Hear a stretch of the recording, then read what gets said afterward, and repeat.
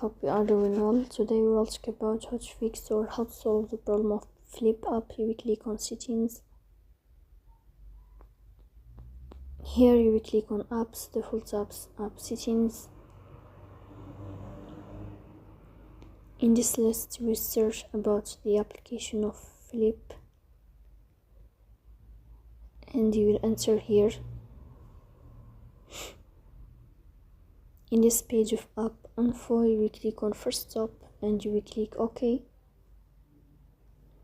Here you will enter to the window of storage. Then we click on clear cache. In the end you will turn off your phone and you will restart your phone again to fix that problem.